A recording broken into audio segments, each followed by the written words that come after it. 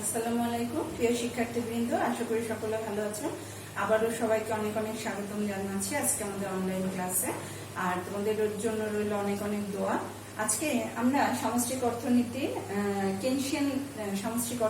কেনশিয়ান theory of income and employment এই তত্ত্বটি পড়ব। অর্থাৎ কেনসের যে নিয়োগ এবং ইনকাম, আয় এবং নিয়োগের উপর যে তত্ত্বটি রয়েছে সেটাকে আমরা পড়ব। এই থিওরিটিকে আরেকটি ভাবে আমরা বলি, সেটা হচ্ছে থিওরি অফ ইফেক্টিভ ডিমান্ড, অর্থাৎ কার্যকারী চাহিদার তত্ত্ব বলে এই থিওরিটি অনেক পরিচিত। তো আমরা প্রথমে যে জিনিসটি নিয়ে বলতে যাব যে কেনস হচ্ছে এই থিওরিতে মূলত যে জায়গাটি উল্লেখ করেছেন যে আমাদের নিয়োগ এবং আয় স্তর, এটি মূলত ডিপেন্ড করে সমাজের বা অর্থনীতির কার্যকরী চাহিদার উপর। এখন এই কার্যকরী চাহিদা বলতে আমরা আসলে কি বুঝি? কার্যকরী চাহিদাটি হলো কোনো একটি নির্দিষ্ট সময় একটি নির্দিষ্ট দেশের জনগণের কি পরিমাণ তারা ভোগ করে, অর্থাৎ তাদের ভোগ ব্যয় এবং তাদের ওই ভোগ ব্যয়ের প্রেক্ষিতে কি পরিমাণ বিনিয়োগ হয়, এই দুইটির সমষ্টি কার্যকরী চাহিদা। তো আমরা এখানে একটু সূত্র আকারে লিখে রেখেছি, একটু দেখো যে প্রকৃত ভোগ ব্যয় প্লাস বিনিয়োগ, এই দুটিকে সমন্বয়ে আমরা পাচ্ছি কার্যকরী চাহিদা। আমরা আরেকভাবে যদি বলি, একদিকে ডিমান্ড, আমরা সামগ্রিক অর্থনীতি বা ম্যাক্রো ইকোনমিক্সের চাহিদাকে একদিকে ডিমান্ড বলে থাকি। একদিকে demand equal to C plus I, এই সূত্রটি আমরা সবাই কম বেশি জানি। অর্থাৎ একদিকে demand depends on the consumption level and the investment level, এটিকে মূলত বলা হচ্ছে কার্যকরী চাহিদা। এবং এখানে আরো একটা বিষয়ে এখানে উল্লেখ করতে চাচ্ছি যে সামগ্রিক যোগান, অর্থাৎ আমাদের একদিকের সাপ্লাই এবং একদিকের ডিমান্ড যেখানে ছেদ করবে, দেখেন যেখানে তারা ইন্টারসেক্ট করবে, সেই জায়গাটাই আমাদের ভারসাম্য তৈরি হবে। আমরা জানি এই ভারসাম্যের শর্ত সবাই জানে যে একদিকে ডিমান্ড এবং সাপ্লাই পরস্পর যেখানে ছেদ করে সেখানে আমাদের ভারসাম্য তৈরি হয়। তো কেনসের যে কথাগুলো ছিল, এখানে আরেকটি কথা বিশেষভাবে উল্লেখ করেছে, সেটি হচ্ছে যে সরকারি হস্তক্ষেপ ব্যতীত লেজেস ফেয়ার বা অর্থনীতিতে সঞ্চয় বিনিয়োগ পরস্পর সমান হয় না। আবার আমি বলছি যে আমাদের লেজেস ফেয়ার যে ইকোনমির কথা আমরা বলি, সেখানে আসলে সঞ্চয় এবং বিনিয়োগ পরস্পর কখনো সমান হয় না। আমি একটু উল্লেখ করতে চাচ্ছি, আমরা একটা থিওরি জানি সেভিংস ইকুয়াল টু ইনভেস্টমেন্ট, অর্থাৎ সঞ্চয় এবং বিনিয়োগ পরস্পর সমান। কিন্তু কেনস এখানে বলছে যে সঞ্চয় এবং বিনিয়োগ সরকারি হস্তক্ষেপ ব্যতীত এই জিনিসটা সমান হয় না। এর কারণটা আমরা একটু পরে ব্যাখ্যা করছি। এখন যেহেতু সেভিংস এবং ইনভেস্টমেন্ট পরস্পর সমান হয় না, সো কার্যকরী চাহিদা বা ইফেক্টিভ ডিমান্ড নামের আসলে কিছু থাকে না, বা ইফেক্টিভ ডিমান্ডের এখানে একটি ঘাটতি রয়েছে। অর্থাৎ যে পরিমাণ আমাদের ডিমান্ড আছে সে পরিমাণ আমাদের যেহেতু সাপ্লাই নেই, সো আমার সেটি ইফেক্টিভ হবে না। এক্ষেত্রে কেনসের যে কথাগুলো, সেটি যে কার্যকারী চাহিদার ঘাটতির কারণে অর্থাৎ আমাদের যেহেতু সেভিং এবং ইনভেস্টমেন্ট পরস্পর সমান হচ্ছে না, দ্যাট মিনস এই সূত্রটি যেখানে থাকছে না, অর্থাৎ সেভিং ইনভেস্টমেন্ট যদি সমান না হয়, আমার এই যে ইকুইলিব্রিয়াম বললাম, একদিকের সাপ্লাই এবং একদিকের ডিমান্ডের ক্ষেত্রে তাদের ইকুইলিব্রিয়ামটা সমস্যা হবে, অর্থাৎ তারা পরস্পর সমান হবে না। এই ক্ষেত্রে যখন অর্থাৎ কার্যকরী চাহিদা ঘাটতি দেখা দিবে, তখন অর্থনীতির মধ্যে মন্দা, বেকারত্ব ইত্যাদি ইত্যাদি তৈরি হবে। তারপরে কেনসের যে কথাটি, সেটি আমি আবার বলছি, আমাদের কেনস প্রথমে যেটি বলেছে যে অর্থনীতির মধ্যে সেভিং এবং ইনভেস্টমেন্ট পরস্পর সমান হয় না বলে আমাদের যে কার্যকরী চাহিদা রয়েছে বা ইফেক্টিভ ডিমান্ডটি, সেটির ঘাটতি দেখা দেয়। এবং এই কার্যকরী চাহিদাটার যখন ঘাটতি দেখা দিবে, তখন অর্থনীতির মধ্যে ইকোনমিতে মন্দা অবস্থা এবং বেকারত্ব বৃদ্ধি পাবে।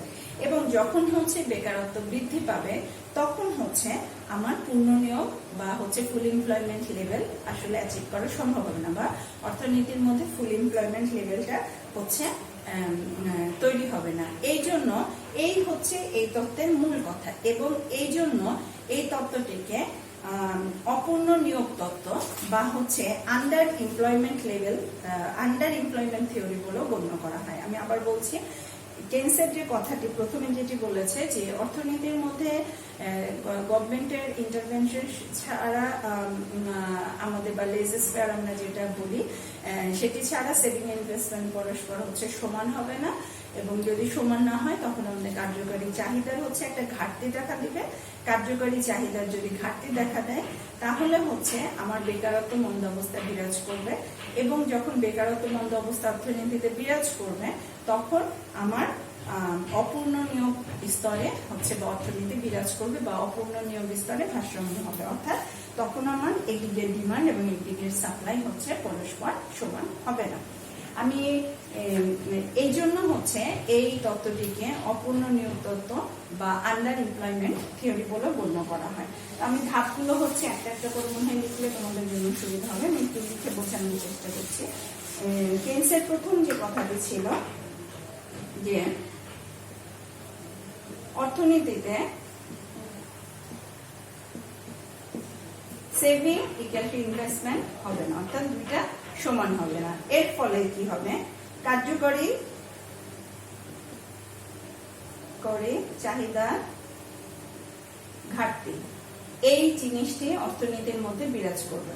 যখন কার্যকরী চাহিদার ঘাটতি দেখা দিবে তখন মন্দা এবং বেকারত্ব অর্থনীতির মধ্যে বিরাজ করবে। যখন মন্দা এবং বেকারত্ব অর্থনীতির মধ্যে বিরাজ করবে তখন একদিকের ডিমান্ড এবং একদিকের সাপ্লাই পরস্পর সমান হবে না। এই ক্ষেত্রে অপূর্ণ নিয়োগ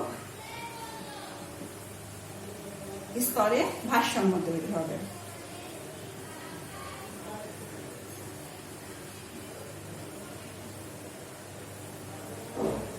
অপূর্ণ নিয়োগ স্তরে ভারসাম্য তৈরি হবে।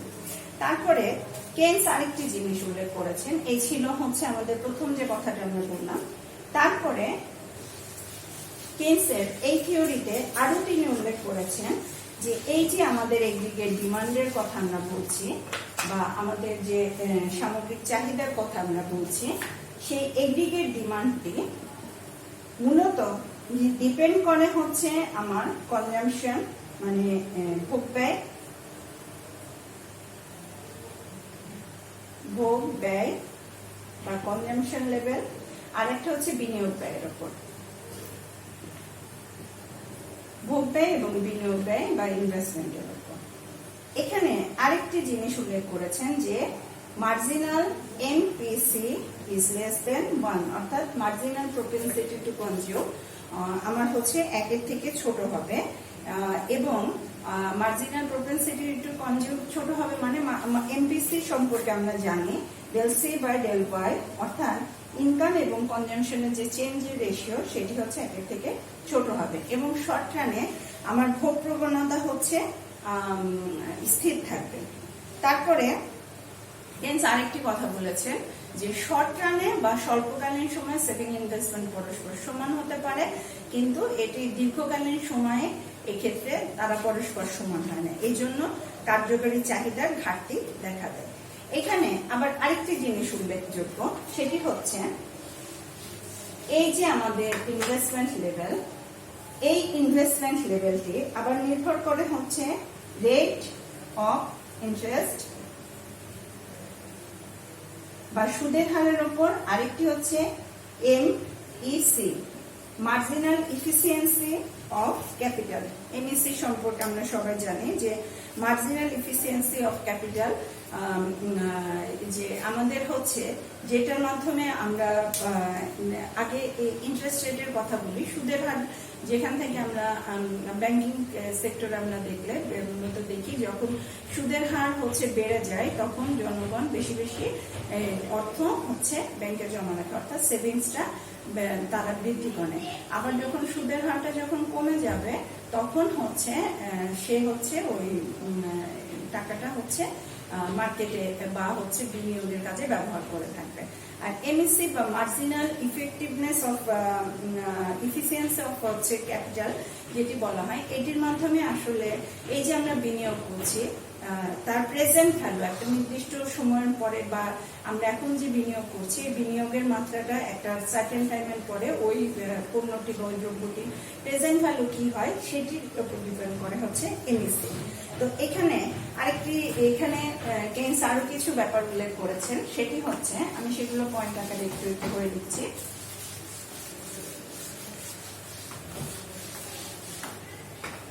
সেটি হচ্ছে সুদের হার।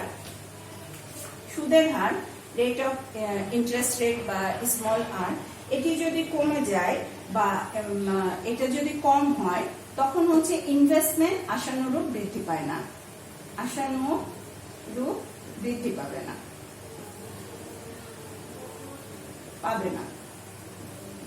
বৃদ্ধি না পেলে তখন অর্থনীতির মধ্যে কি হবে? তারল্য ফাঁদ তৈরি হবে। যখন, আবার বলছি, অর্থনীতির মধ্যে যখন হচ্ছে ইনভেস্টমেন্ট যদি আমার কমে যায় তখন হচ্ছে জনগণ ব্যাংক থেকে অর্থ তুলে সেটাকে হচ্ছে বিনিয়োগের কাজে ব্যবহার করবে। কিন্তু যদি বিনিয়োগ মানে ইনভেস্টমেন্ট খুব কমে যায় তখন হচ্ছে বিনিয়োগেও তার আস্থা হারিয়ে ফেলে। এক্ষেত্রে দেখা যাচ্ছে অর্থনীতির মধ্যে তারল্য ফাঁদটি তৈরি হবে। আর মূলত হচ্ছে এই যে সুদের হার আর এবং MEC, marginal efficiency of capital, এই মার্জিনাল এফিসিয়েন্সির উপরই হচ্ছে আমার হচ্ছে বিনিয়োগটি মূলত হচ্ছে নির্ভর করে, যে আমি আসলে কোন খাতে বা কিভাবে বা কোন প্রজেক্টে বা কি ধরনের কাজে আমরা সেটা বিনিয়োগ করব। আবার এই MECর কথা যে বলছি, এই MECটা নির্ভর করে হচ্ছে দুইটি জিনিসের উপর। একটি হচ্ছে সাপ্লাই প্রাইস অফ ক্যাপিটাল, আরেকটি হচ্ছে ডিমান্ড প্রাইস অফ ক্যাপিটাল।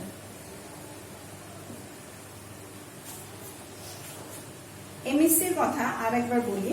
MECটা মূলত হচ্ছে আমার নির্ভর করছে যে আমার হচ্ছে সাপ্লাই প্রাইস অফ ক্যাপিটাল, অর্থাৎ আমরা এই যে ইনভেস্ট করব একটি কাজে, সেখানে আমরা যে ধরনের পণ্যগুলো ব্যবহার করব সেই সরবরাহকৃত পণ্যগুলোর হচ্ছে প্রাইসটা কিরকম, সেটা হচ্ছে সাপ্লাই প্রাইস অফ ক্যাপিটাল।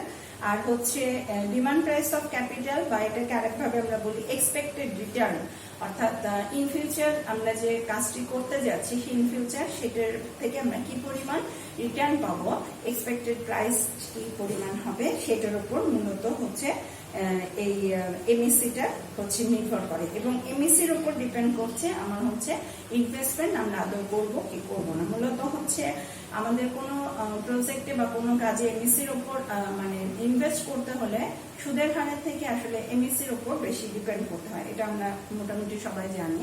তারপর যেটি রয়েছে যে স্বল্পকালীন সময়ে এখানে উল্লেখযোগ্য যেটি মূলধনের হচ্ছে যোগান, কিন্তু আবার যোগান নামটি স্থির থাকে, অর্থাৎ আমরা কোনো পণ্য দ্রব্য বা আমাদের কাঁচামাল যেগুলো আমরা হচ্ছে যোগান করছি সেগুলোর দাম একটা নির্দিষ্ট সময় একই থাকে। দীর্ঘকালীন সময়টা বৃদ্ধি পেতে পারে, কিন্তু হচ্ছে স্বল্পকালীন সময়ে এটি হচ্ছে স্থির থাকে। সো এই ক্ষেত্রে যেটা বেশি ডিপেন্ড করছে এক্সপেক্টেড রিটার্ন, দ্যাট মিনস হচ্ছে আমার যে প্রত্যাশিত রিটার্ন মানে প্রত্যাশিত আয় যেটি বা সম্ভাব্য আয় যেটি সেটি কতটুকু আসছে তার উপর মূলত ডিপেন্ড করছে আমার MECর মান কত হবে।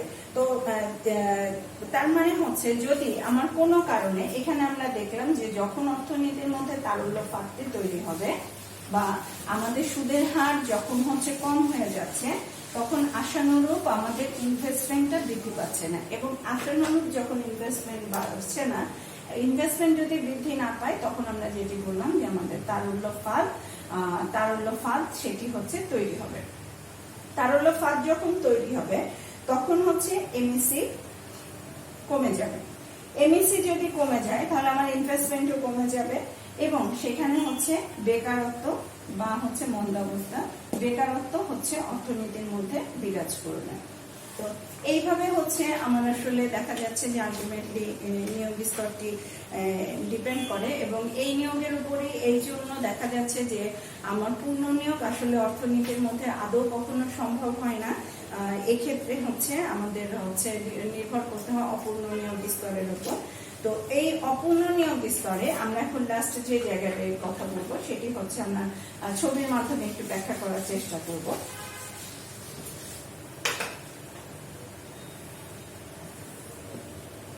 আমার এখানে যদি আয়, উৎপাদন, বিনিয়োগ দেই, আর vertical axis aggregate supply, aggregate demand দিলেন, এগ্রিগেট সাপ্লাই কার্ভ হয় হচ্ছে এরকম আপরাইজিং, আর এগ্রিগেট ডিমান্ড হচ্ছে এরকম। আবার বলছি, এগ্রিগেট সাপ্লাই হচ্ছে আপরাইজিং এবং এগ্রিগেট ডিমান্ড হচ্ছে তার থেকে একটু নিচে অবস্থান করে। প্রথম অবস্থায় আমাদের হচ্ছে এগ্রিগেট ডিমান্ডটা উপরের দিকে থাকে, পরবর্তী অবস্থায় সাপ্লাইটা উপরের দিকে চলে যায়। এই যে একটা পয়েন্ট ই নাম দিলাম, এখানে আমাদের যদি হচ্ছে আমরা নিয়োগ স্তর বা আমাদের আই লেভেল ডিটারমাইন করি, সেটা হচ্ছে আমার ইনকাম লেভেল বা টোটাল আউটপুট। এখানে হচ্ছে আমার ভারসাম্য তৈরি হচ্ছে, কারণ এখানে এগ্রিগেট ডিমান্ড এবং এগ্রিগেট সাপ্লাই আমার হচ্ছে একসাথে ইন্টারসেক্ট করেছে বা ছেদ করেছে। কিন্তু আমরা একটু আগে বললাম, যেহেতু এই স্তরটি ভারসাম্য তৈরি হলো, আমার পূর্ণ নিয়োগ সম্ভব না। তো আমরা এই স্তরের থেকে আরেকটু বাড়িয়ে বা একটা তার ডান পাশে যে কোনো একটা অবস্থানে আমরা একটা আই স্তর ধরলাম। এখানে আমরা হচ্ছে ওয়াই স্টার দিলাম, ওয়াই স্টার থেকে ওয়াই এফ ফুল এমপ্লয়মেন্ট লেভেল ধরলাম, যে আমাদের আউটপুট যদি ওয়াই স্টারে না হয়ে ওয়াই এফ এ হয় তাহলে আমাদের কি আসলে ব্যাপারটা হবে। তাহলে এক্ষেত্রে দেখা যাচ্ছে যে আমার সাপ্লাই হচ্ছে বৃদ্ধি থাকবে এবং ডিমান্ডটা কমে যাবে। অ্যাকচুয়ালি এই ভারসাম্য অবস্থার পরে থেকে ডিমান্ডটা আস্তে আস্তে কমে যায়, যার কারণে আমার হচ্ছে সাপ্লাইটা বেড়ে যায়। এবং সাপ্লাইটা যদি বেড়েও যায়, সেক্ষেত্রে যেটা হবে যে আমাদের যে কার্যকারী ডিমান্ড, অর্থাৎ এক্ষেত্রে আমাদের যেহেতু সাপ্লাইটা বেশি, আমাদের পণ্য সামগ্রীর সরবরাহ বেশি, কিন্তু সে অনুপাতে আমাদের ডিমান্ডটা আমরা তৈরি না করতে পারার কারণে আমাদের কখনোই অর্থনীতির মধ্যে পূর্ণ নিয়োগ স্তরে পৌঁছানো সম্ভব হবে না। বা হচ্ছে আই স্তর যেভাবেই নির্ধারণ করা হয় না কেন, আমাদের কার্যকারী চাহিদার যে ঘাটতি রয়েছে সেটির জন্য আমার পূর্ণ নিয়োগ স্তরে হচ্ছে পৌঁছানো সম্ভব হবে না। এই ছিল মোটামুটি আমাদের হচ্ছে Keynesian income and employment theory. তো এখানে আসলে থিওরির বিভিন্ন এক একটি স্টেপ রয়েছে, ওই স্টেপগুলো আমাদের বিশেষ করে মনে রাখতে হয়। আর এই যে আমাদের এই গ্যাপটি রয়েছে, এখানে আমার aggregate supply is greater than aggregate demand, এটাকে আমরা বলছি যে effective demand, deficit effective aggregate demand. Deficit মানে আমার কার্যকরী চাহিদা হচ্ছে ঘাটতি। এই কারণে আমার এই ফুল এমপ্লয়মেন্ট লেভেলটায় পৌঁছানো কখনো অর্থনীতির পক্ষে সম্ভব হয় না। এই ছিল আমাদের কেইনসের মূল তত্ত্ব। তো আমি এইগুলো হচ্ছে একটা ধাপে ধাপে আমরা ব্যাখ্যা করব, আমি করেছি। তারপরেও হচ্ছে অনেক সময় এইগুলো ভুল হয়ে যায়, বারবার পড়তে হয়। আমি একটা ছকের মাধ্যমে ব্যাখ্যা করার চেষ্টা করবো, তোমরা অবশ্যই এই ছকটি হচ্ছে মনে রাখার চেষ্টা করবে। সেটি হচ্ছে আমাদের উৎপাদন, আয়,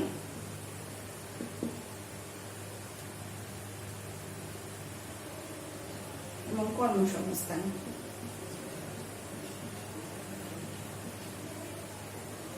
এই তিনটি জিনিসের উপর, উৎপাদন, আয় এবং কর্মসংস্থান, এই তিনটি জিনিসের উপর নির্ভর করছে আমার কার্যকরী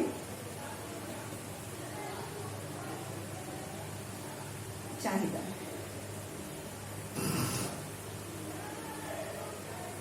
এই কার্যকরী চাহিদাটা আবার নির্ভর করে দুটি জিনিসের উপর, একটা হচ্ছে এগ্রিগেট ডিমান্ড, সামগ্রিক চাহিদা, এগ্রিগেট সাপ্লাই, সামগ্রিক যোগান।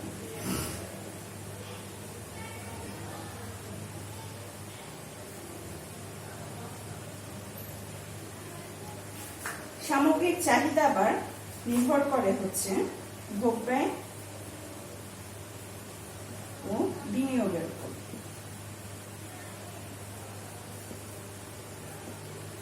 বিনিয়োগ নির্ভর করে হচ্ছে সুদের হার,